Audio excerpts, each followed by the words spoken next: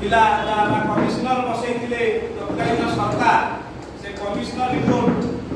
वर्तमान सुधा सार्वजनिक तो हला नहीं ताहा चोरी हे जाई बोली वर्तमान जो हिंदुत्ववादी सरकार 2024 जून मास आम राज्य में चालू अच्छी से सरकार कथा को नहीं